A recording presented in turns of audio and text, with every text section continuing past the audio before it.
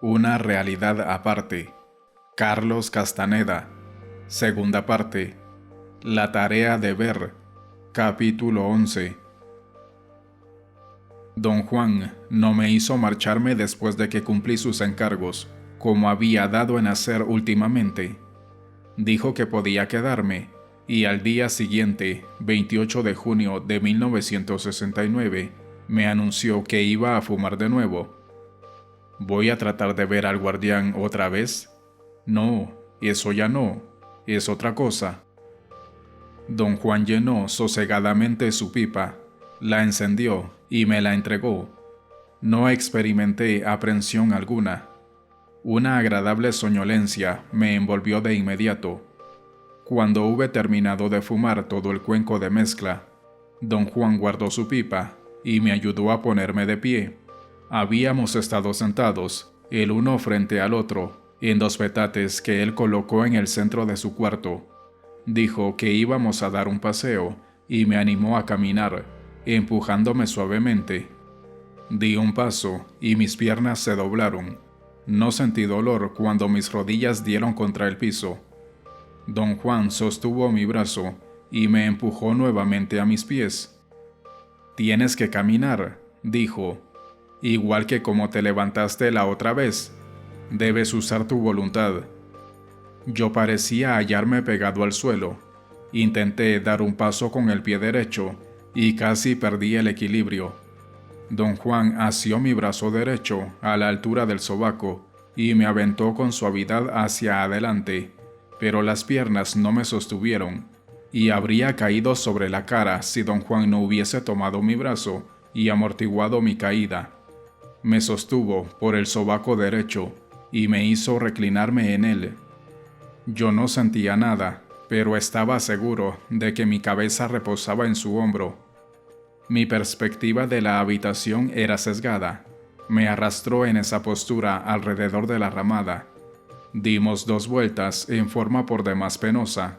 Finalmente, supongo, mi peso se hizo tan grande que don Juan tuvo que dejarme caer en el suelo. Supe que no le sería posible moverme. En cierto modo, era como si una parte de mí quisiera deliberadamente hacerse pesada como el plomo. Don Juan no hizo ningún esfuerzo por levantarme. Me miró un instante. Yo yacía sobre la espalda, encarándolo. Traté de sonreírle, y él empezó a reír. Luego se agachó y me golpeó el vientre con la palma de la mano. Tuve una sensación de lo más peculiar. No era dolorosa ni agradable, ni nada que se me ocurriera. Fue más bien una sacudida. Inmediatamente, don Juan empezó a rodarme. Yo no sentía nada. Cuando don Juan me tuvo en la posición que deseaba, retrocedió unos pasos. «¡Párate!», ordenó imperiosamente. «¡Párate como el otro día! No te andes con tonterías. ¿Sabes cómo pararte? ¡Párate ya!». Apliqué mi atención a recordar las acciones que había ejecutado en aquella ocasión, pero no podía pensar con claridad. Era como si mis pensamientos tuviesen voluntad propia, por más que yo tratara de controlarlos. Finalmente, se me ocurrió la idea de que si decía arriba, como había hecho antes, me levantaría sin duda alguna. Dije, arriba, claro y fuerte, pero nada sucedió. Don Juan me miró con disgusto evidente y luego caminó hacia la puerta. Yo estaba acostado sobre el lado izquierdo y tenía a la vista el área frente a la casa. La puerta quedaba a mi espalda, de modo que cuando don Juan se perdió de vista, detrás de mí, supe inmediatamente que había entrado. «¡Don Juan!», exclamé, pero no me respondió. Tuve un avasallador sentimiento de impotencia y desesperación. Quería levantarme. Dije, arriba, una y otra vez, como si esa fuera la palabra mágica que me haría moverme. No pasó nada. Sufrí un ataque de frustración y tuve una especie de berrinche. Quería golpearme la cabeza contra el piso y llorar. Pasé momentos de tortura, deseando moverme o hablar, y sin poder hacer ninguna de las dos cosas. Me hallaba en verdad inmóvil, paralizado. «Don Juan, ayúdeme», logré berrear por fin. Don Juan regresó y tomó asiento frente a mí, riendo. Dijo que me estaba poniendo histérico y que cuanto hallara experimentando carecía de importancia. Me alzó la cabeza y mirándome de lleno, dijo que yo sufría un ataque de falso miedo. Me dijo que no me agitara. «Tu vida se está complicando», dijo. «Líbrate de lo que te está haciendo perder la compostura. Quédate aquí calmado y recomponte».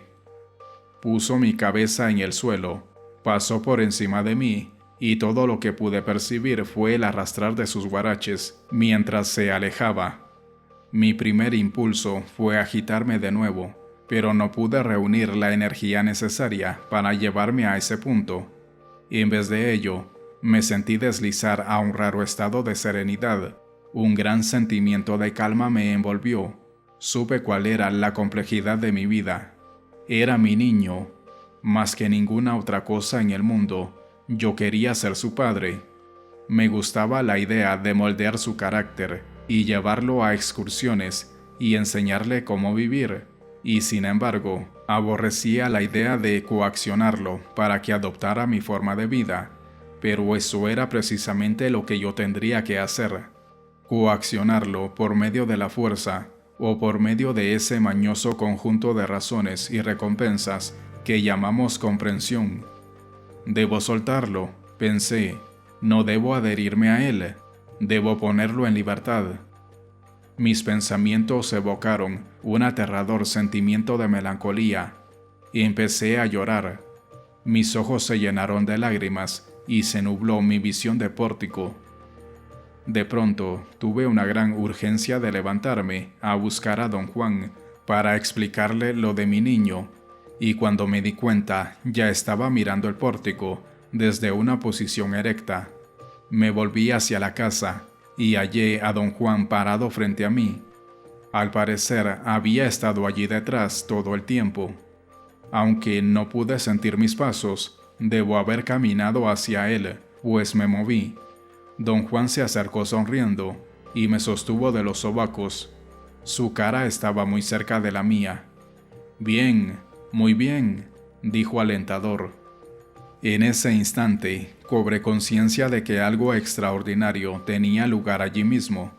Tuve al principio la sensación de hallarme tan solo recordando un evento ocurrido años antes. Una vez había visto yo muy de cerca la cara de don Juan. También entonces, bajo los efectos de su mezcla para fumar, tuve la sensación de que el rostro se hallaba sumergido en su tanque de agua.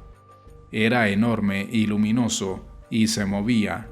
La imagen fue tan breve que no hubo tiempo para evaluarla realmente, pero esta vez don Juan me sostenía, y su rostro no estaba a más de 30 centímetros del mío, y tuve tiempo de examinarlo. Al levantarme y darme la vuelta, vi definitivamente a don Juan. El don Juan que conozco caminó definitivamente hacia mí y me sostuvo. Pero cuando enfoqué su rostro, no vi a don Juan tal como suelo verlo. Vi un objeto grande frente a mis ojos. Sabía que era el rostro de don Juan, pero ese no era un conocimiento guiado por mi percepción. Era más bien una conclusión lógica por parte mía. Después de todo, mi memoria confirmaba que un momento antes, el don Juan que conozco me sostenía de los sobacos. Por lo tanto, el extraño objeto luminoso frente a mí tenía que ser el rostro de don Juan. Había en él cierta familiaridad, pero ningún parecido con lo que yo llamaría el verdadero rostro de don Juan. Lo que me encontraba mirando era un objeto redondo con luminosidad propia. Cada una de sus partes se movía. Percibí un fluir contenido, ondulatorio, rítmico.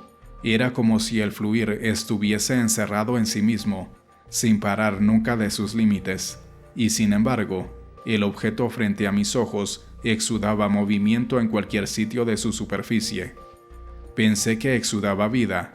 De hecho, estaba tan vivo que me ensimismé mirando su movimiento. Era un oscilar hipnótico. se hizo cada vez más absorbente, hasta no serme posible discernir qué era el fenómeno frente a mis ojos.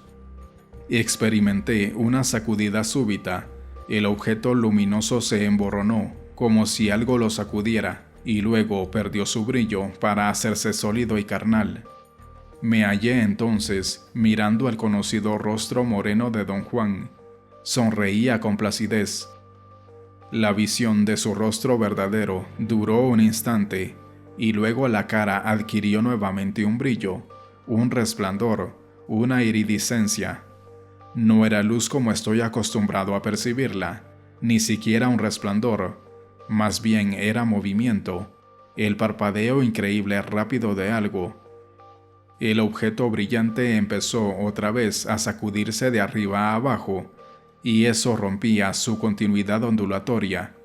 Su brillo disminuía con las sacudidas, hasta que de nuevo se volvió la cara sólida de don Juan, como lo veo en la vida cotidiana. Y en ese momento me di cuenta, vagamente, de que don Juan me sacudía. También me hablaba. Yo no comprendía lo que estaba diciendo, pero como siguió sacudiéndome terminé por oírlo. «No te me quedes viendo, no te me quedes viendo», repetía. «Rompe tu mirada, aparta los ojos». Al sacudir mi cuerpo, pareció forzarme a desplantar mi mirada fija. Aparentemente no veía el objeto luminoso, más que cuando escudriñaba el rostro de don Juan. Al apartar mis ojos de su cara y mirarlo, por así decir, con el rabo del ojo, percibía yo su solidez, esto es, percibía una persona tridimensional. Sin mirarlo realmente podía yo, de hecho, percibir todo su cuerpo, pero al enfocar mis ojos, el rostro se hacía de inmediato el objeto luminoso. «No me mires para nada», dijo don Juan con gravedad. Aparté los ojos y miré el suelo. «No claves la vista en ninguna cosa», dijo don Juan imperiosamente, y se hizo a un lado para ayudarme a caminar. Yo no sentía mis pasos, ni podía explicarme cómo ejecutaba el acto de caminar, pero con don Juan sosteniéndome del sobaco, llegamos hasta la parte trasera de su casa. Nos detuvimos junto a la zanja de irrigación. «Ahora quédate viendo el agua», me ordenó don Juan. Miré el agua, pero no podía fijar la vista.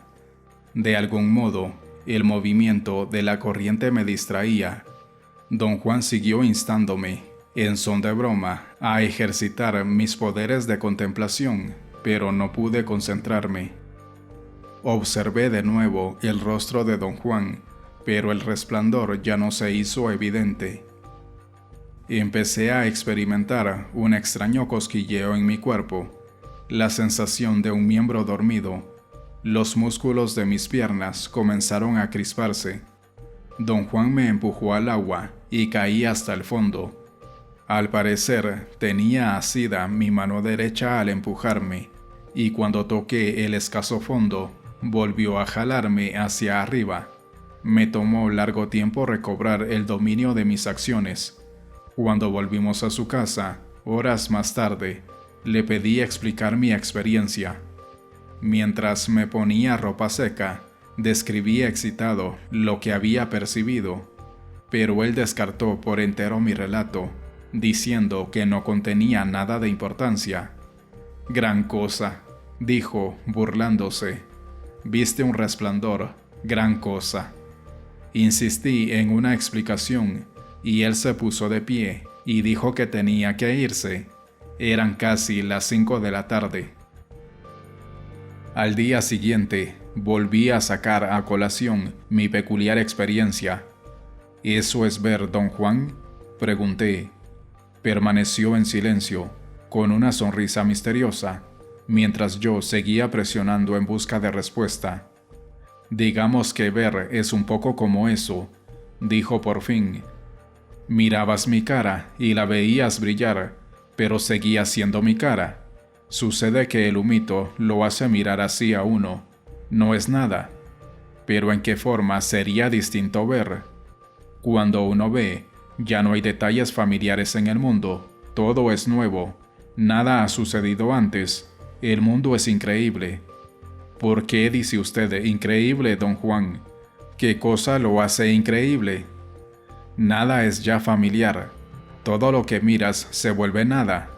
Ayer no viste, miraste mi cara, y como te caigo bien, notaste mi resplandor. No era yo monstruoso como el guardián, sino bello e interesante, pero no me viste. No me volví nada frente a tus ojos. De todos modos, estuviste bien. Diste el primer paso verdadero hacia ver. El único inconveniente fue que te concentraste en mí, y en ese caso yo no soy para ti mejor que el guardián. Sucumbiste en ambos casos, y no viste. ¿Desaparecen las cosas? ¿Cómo se vuelven nada? Las cosas no desaparecen, no se pierden, si eso es lo que quieres decir. Simplemente se vuelven nada, y sin embargo, siguen estando allí. ¿Cómo puede ser eso posible, don Juan? Me lleva a la chingada con tu insistencia en hablar. Creo que no dimos bien con tu promesa. A lo mejor lo que de verdad prometiste fue que nunca te ibas a callar la boca. El tono de don Juan era severo. Su rostro lucía preocupado.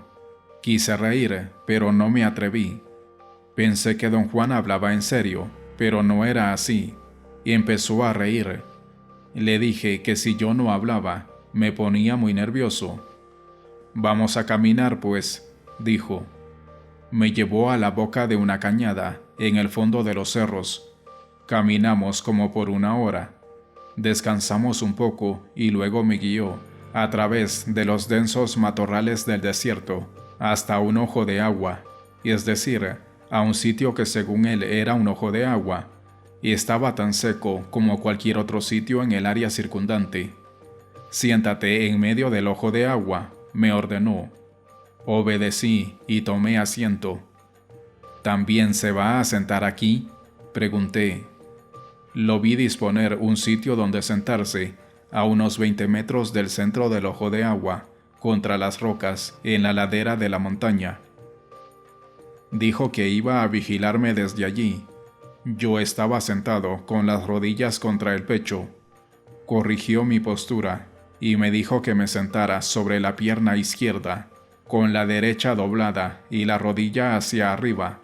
El brazo derecho debía estar a un lado, con un puño descansando sobre el suelo, mientras mi brazo izquierdo se hallaba cruzado sobre el pecho. Me dijo que lo encarara y que permaneciera allí, relajado pero no abandonado. Luego sacó de su morral una especie de cordón blancuzco. Parecía un gran lazo. Lo enlazó en torno de su cuello y lo estiró con la mano izquierda hasta que estuvo tenso. Rasgueó la apretada cuerda con la mano derecha. Hizo un sonido opaco, vibratorio.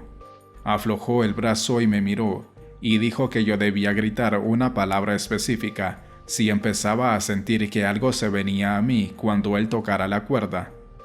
Pregunté qué era lo que se suponía que viniera hacia mí, y él me ordenó callarme. Me hizo con la mano seña de que iba a comenzar, pero no lo hizo. Antes me dio una indicación más. Dijo que si algo se venía hacia mí, de modo muy amenazante, yo debía adoptar la posición de pelea que él me había enseñado años antes. Consistía en danzar, golpeando el suelo con la punta del pie izquierdo, mientras me daba palmadas vigorosas en el muslo derecho. La posición de pelea era parte de una técnica defensiva usada en caso de extremo apuro y peligro. Tuve un momento de aprensión genuina. Quise inquirir el motivo de nuestra presencia allí, pero él no me dio tiempo y empezó a pulsar la cuerda. Lo hizo varias veces, a intervalos regulares de unos 20 segundos. Advertí que, conforme tocaba la cuerda, iba aumentando la tensión. Yo podía ver claramente el temblor que el esfuerzo producía en sus brazos y cuello. El sonido se hizo más claro, y entonces me di cuenta de que don Juan añadía un grito peculiar en cada pulsación. El sonido compuesto de la cuerda tensa y de la voz humana producía una reverberación extraña, ultraterrena. No sentí nada que viniera a mí, pero la visión de los afanes de don Juan y el escalofriante sonido que producía me tenían casi en estado de trance. Don Juan aflojó los músculos y me miró. Al tocar me daba la espalda y encaraba el sureste, igual que yo. Al relajarse me dio la cara. «No mires cuando toco», dijo, «pero no vayas a cerrar los ojos por nada del mundo. Mira el suelo enfrente de ti y escucha». Tensó de nuevo la cuerda y se puso a tocar. Miré al suelo y me concentré en el sonido. Nunca lo había oído en toda mi vida. Me asusté mucho. La extraña reverberación llenó la cañada estrecha y empezó a resonar. De hecho, el sonido que don Juan producía me llegaba como un eco desde el contorno de los muros de la cañada. Don Juan también debe haber notado eso, y aumentó la tensión de su cuerda. Aunque don Juan había cambiado totalmente el tono, el eco pareció amainar, y luego concentrándose en un punto hacia el sureste. Don Juan redujo por grados la tensión de la cuerda, hasta que oí un apagado vibrar final. Metió la cuerda en su morral y vino hacia mí. Me ayudó a incorporarme. Noté entonces que los músculos de mis brazos y piernas estaban tiesos, como piedras. Me hallaba literalmente empapado de sudor. No tenía idea de haber transpirado a tal grado. Gotas de sudor caían en mis ojos y los hacían arder. Don Juan casi me sacó a rastras del lugar. Traté de decir algo, pero me puso la mano en la boca, y en vez de salir de la cañada por donde habíamos entrado, don Juan dio un rodeo. Trepamos la ladera del monte y fuimos a dar a unos cerros muy lejos de la boca de la cañada. Caminamos hacia la casa en silencio de tumba. Ya había oscurecido cuando llegamos. Traté nuevamente de hablar, pero don Juan volvió a taparme la boca. No comimos ni encendimos la lámpara de petróleo. Don Juan puso mi petate en su cuarto y lo señaló con la barbilla. Interpreté el gesto como indicación de que me acostara a dormir. «Ya sé lo que te conviene hacer», me dijo don Juan apenas desperté la mañana siguiente. «Vas a empezar hoy. No hay mucho tiempo, ya sabes». Tras una pausa muy larga e incómoda, me sentí compelido a preguntarle: «¿Qué me tenía usted haciendo ayer en la cañada?». Don Juan rió como un niño. «Nada más toqué al espíritu de ese ojo de agua», dijo.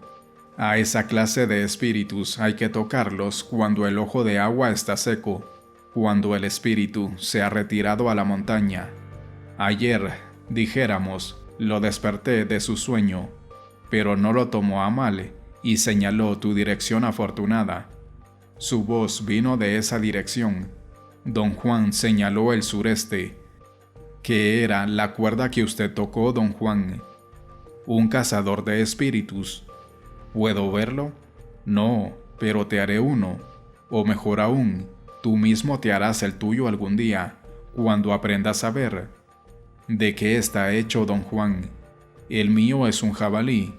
Cuando tengas uno, te darás cuenta que está vivo y puede enseñarte los diversos sonidos de su gesto. Con práctica, llegarás a conocer también a tu cazador de espíritus, que juntos harán sonidos llenos de poder». «¿Por qué me llevó usted a buscar el espíritu del ojo de agua, don Juan?». «Eso lo sabrás muy pronto». A eso de las 11:30 am, nos sentamos bajo su ramada, donde él preparó su pipa para que yo fumase. Me dijo que me levantara cuando mi cuerpo estuviese totalmente adormecido. Lo logré con gran facilidad. Me ayudó a caminar un poco. Quedé sorprendido de mi control. Pude dar vueltas a la ramada por mí mismo. Don Juan permaneció junto a mí, pero sin guiarme ni apuntalarme. Luego, tomándome del brazo, me llevó a la zanja de irrigación. Me hizo sentar en el borde y me ordenó imperiosamente mirar el agua y no pensar en nada más. Traté de enfocar mi mirada en el agua, pero su movimiento me distraía. Mi mente y mis ojos empezaron a vagar a otros elementos del entorno inmediato. Don Juan me sacudió la cabeza de arriba a abajo y me ordenó de nuevo mirar solo el agua y no pensar en absoluto. Dijo que quedarse viendo el agua móvil era difícil y que había que seguir tratando. Intenté 3 veces y en cada ocasión otra cosa me distrajo. Don Juan, con paciencia, me sacudía la cabeza. Finalmente noté que mi mente y mis ojos se enfocaban en el agua. Pese a su movimiento, yo me sumergía en la visión de su liquidez.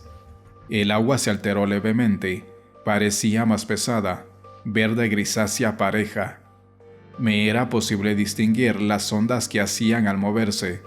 Eran ondulaciones extremadamente marcadas, y entonces tuve de pronto la sensación de no estar mirando una masa de agua móvil, sino una imagen del agua. Lo que tenía ante mis ojos era un segmento congelado del agua fluyente. Las ondas estaban inmóviles. Podía mirar cada una. Luego empezaron a adquirir una fosforescencia verde y una especie de niebla verde manó de ellas. La niebla se expandía en ondas y al moverse abrillantaba su verdor, hasta ser un brillo deslumbrante que todo lo cubría. No sé cuánto tiempo permanecí junto a la zanja. Don Juan no me interrumpió. Me hallaba inmerso en el verde resplandor de la niebla. Podía sentirlo en todo mi derredor. No tenía yo pensamientos ni sensaciones, solo tenía una tranquila percepción, la percepción de un verdor brillante y apaciguador. Una gran frialdad y humedad fue lo siguiente de lo que tuve conciencia. Gradualmente me di cuenta de que estaba sumergido en la zanja. En cierto momento el agua se metió en mi nariz y la tragué y me hizo toser. Tenía una molesta comezón en la nariz y estornudé repetidamente. Me puse en pie y solté un estornudo tan fuerte que una ventosidad lo acompañó. Don Juan aplaudió riendo. Si un cuerpo se pedorrea, y es que está vivo, dijo. Me hizo seña de seguirlo y caminamos a su casa. Pensé quedarme callado, en cierto sentido, y esperaba hallarme en un estado de ánimo solitario y hosco, pero realmente no me sentía cansado ni melancólico. Me sentía más bien alegre y me cambié de ropa muy rápido. Empecé a silbar. Don Juan me miró con curiosidad y fingió sorprenderse. Abrió la boca y los ojos. Su gesto era muy gracioso y me reí bastante más de lo que venía al caso. «Y estás medio loco», dijo, y rió mucho. Le expliqué que no deseaba caer en el ámbito de sentirme malhumorado después de usar su mezcla para fumar. Le dije que después de que él me sacó de la zanja de irrigación, durante mis intentos por encontrarme con el guardián, yo había quedado convencido de que podría ver, si me quedaba mirando el tiempo suficiente las cosas a mi alrededor, durante mis sesiones por encontrarme con el guardián. Ver no es cosa de mirar y sentarse quieto, dijo él. Ver es una técnica que hay que aprender, o a lo mejor es una técnica que algunos de nosotros ya conocemos. Me escudriñó como insinuando que yo era uno de quienes ya conocía la técnica. ¿Tienes fuerzas para caminar?, preguntó. Dije que me sentía bien, lo cual era cierto. No tenía hambre, aunque no había comido en todo el día. Don Juan puso en una mochila algo de pan y carne seca. Me la dio y con la cabeza me hizo gesto de seguirlo. ¿Dónde vamos?, pregunté. Señaló los cerros. Nos encaminamos hacia la misma cañada donde estaba el ojo de agua, pero no entramos en ella. Don Juan trepó por las peñas a nuestra derecha, en la boca misma de la cañada. Ascendimos la ladera. El sol estaba casi en el horizonte. Era un día templado, pero yo sentía calor y sofoco. Apenas podía respirar. Don Juan me llevaba mucha ventaja. y tuvo que detenerse para que yo lo alcanzara. Dijo que me hallaba en pésimas condiciones físicas y que acaso no era prudente ir más allá. Me dejó descansar como una hora. Seleccionó un peñasco liso, casi redondo, y me dijo que me acostara allí. Acomodó mi cuerpo sobre una roca. Me dijo que estirara brazos y piernas y los dejara colgar. Mi espalda se hallaba ligeramente arqueada y mi cuello relajado, así que mi cabeza colgaba también. Me hizo permanecer en esa postura unos 15 minutos. Luego me indicó descubrir mi región abdominal.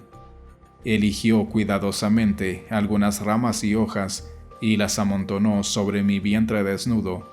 Sentía una tibieza instantánea en todo el cuerpo.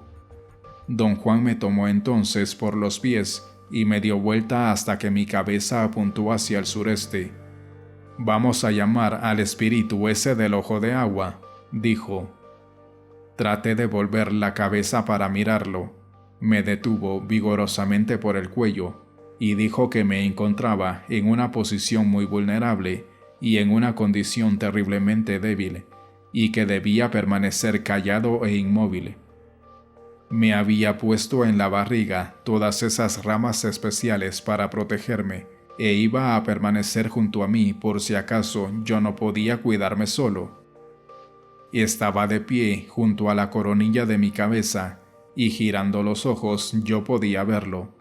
Tomó su cuerda y la tensó, y entonces se dio cuenta de que yo lo miraba con las pupilas casi hundidas en la frente. Me dio un coscorrón seco y me ordenó mirar el cielo, no cerrar los ojos y concentrarme en el sonido. Añadió, como recapacitando, que yo no debía titubear en gritar la palabra que él me había enseñado si sentía que algo venía hacia mí. Don Juan y su cazador de espíritus empezaron con un rasgueo de baja tensión. Fue aumentándola lentamente y empecé a oír, primero una especie de reverberación y luego un eco definido que llegaba constantemente de una dirección hacia el sureste. La tensión aumentó. Don Juan y su cazador de espíritus se hermanaban a la perfección. La cuerda producía una nota de tono bajo y don Juan la amplificaba, acrecentando su intensidad hasta que era un grito penetrante, un aullido de llamada. El remate fue un chillido ajeno, inconcebible desde el punto de vista de mi propia experiencia. El sonido reverberó en las montañas y volvió en eco hacia nosotros. Imaginé que venía directamente hacia mí. Sentí que algo tenía que ver con la temperatura de mi cuerpo. Antes de que don Juan iniciara sus llamados, yo había sentido tibieza y comodidad, pero durante el punto más alto del clamor, me entró un escalofrío. Mis dientes castañeteaban fuera de control, y tuve en verdad la sensación de que algo venía a mí. En cierto punto noté que el cielo estaba muy oscuro. No me había dado cuenta del cielo, aunque lo estaba mirando. Tuve un momento de pánico intenso y grité la palabra que don Juan me había enseñado. Don Juan empezó inmediatamente a disminuir la tensión de sus extraños gritos, pero eso no me trajo ningún alivio. «Tápate los oídos», murmuró don Juan, imperioso. Los cubrí con mis manos. Tras algunos minutos, don Juan cesó por entero y vino a mi lado. Después de quitar de mi vientre las ramas y las hojas, me ayudó a levantarme y cuidadosamente las puso en la roca donde yo había yacido. Hizo con ellas una hoguera y mientras ardía, frotó mi estómago con otras hojas de su morral. Me puso la mano en la boca cuando yo estaba a punto de decirle que tenía una jaqueca terrible. Nos quedamos allí hasta que todas las hojas ardieron. Ya había oscurecido bastante. Bajamos el cerro y volví el estómago. Mientras caminábamos a lo largo de la zanja, don Juan dijo que yo había hecho bastante y que no debía quedarme. Le pedí explicar qué era el espíritu del ojo de agua, pero me hizo gesto de callar. Dijo que hablaríamos de eso algún otro día. Luego cambió deliberadamente el tema y me dio una larga explicación acerca de ver. Dijo que era lamentable no poder escribir en la oscuridad. Pareció muy complacido y dijo que la mayor parte del tiempo yo no prestaba atención a lo que él decía a causa de mi decisión de escribirlo todo.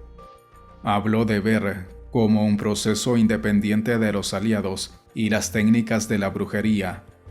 Un brujo era una persona que podía dominar a un aliado y en esa forma manipular para su propia ventaja el poder de un aliado, pero el hecho de que dominara a un aliado no significaba que pudiera ver. Le recordé que antes me había dicho que era imposible ver si no se tenía un aliado. Don Juan repuso con mucha calma que había llegado a la conclusión de que era posible ver sin dominar un aliado. Sentía que no había razón para lo contrario, pues ver no tenía nada en común con las técnicas manipulatorias de la brujería, que solo servían para actuar sobre nuestros semejantes. Las técnicas de ver, por otra parte, no tenían efecto sobre los hombres. Mis ideas eran muy claras. No experimentaba fatiga ni soñolencia, ni tenía ya molestar de estómago caminando con don Juan. Tenía mucha hambre, y cuando llegamos a su casa me atraganté de comida. Después le pedí hablarme más sobre la técnica de ver. Sonrió ampliamente y dijo que yo era de nuevo yo mismo. ¿Cómo es que las técnicas de ver no tienen ningún efecto sobre nuestros semejantes? Ya te dije, respondió, ver no es brujería, pero es fácil confundirnos porque un hombre que ve puede aprender, en menos de lo que te cuente, a manipular un aliado y puede hacerse brujo.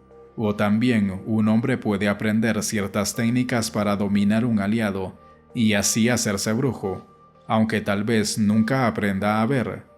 Además, ver es contrario a la brujería. Ver le hace a uno darse cuenta de la insignificancia de todo eso. ¿La insignificancia de qué, don Juan? La insignificancia de todo. No dijimos nada más. Me sentía muy calmado y ya no quería hablar. Yacía de espaldas sobre un petate. Había hecho una almohada con mi chaqueta. Me sentía cómodo y feliz, y pasé horas escribiendo mis notas a la luz de la lámpara de petróleo. De pronto, don Juan habló de nuevo. «Hoy estuviste muy bien», dijo. «Estuviste muy bien en el agua. El espíritu del ojo de agua simpatiza contigo y te ayudó en todo momento».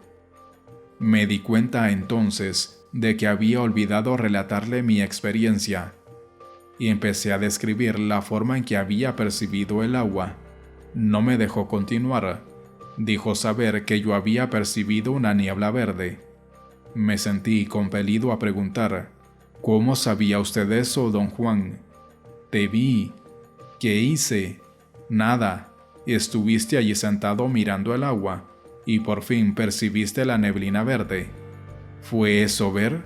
«No, pero anduviste muy cerca. ¿Te estás acercando?» Me excité mucho. Quise saber más al respecto. Don Juan rió e hizo burla de mis ansias. Dijo que cualquiera podía percibir la niebla verde porque era como el guardián, algo que inevitablemente estaba allí, de modo que percibirla no era gran hazaña. Cuando dije que estuviste bien, me refería a que no te inquietaste, dijo, como cuando te encontraste con el guardián. Si te hubieras puesto inquieto, yo habría tenido que sacudirte la cabeza y regresarte. Siempre que un hombre entra en la niebla verde, su maestro tiene que quedarse con él por si la niebla lo empieza a atrapar. Tú solo puedes dar el salto y escapar del guardián, pero no puedes escapar por ti mismo de las garras de la niebla verde, al menos al principio. A lo mejor más tarde aprendes un modo de hacerlo. Ahora estamos tratando de averiguar otra cosa. ¿Qué estamos tratando de averiguar? Si puedes ver el agua. ¿Cómo sabré que la he visto o que la estoy viendo? Sabrás, te confundes solo cuando hablas.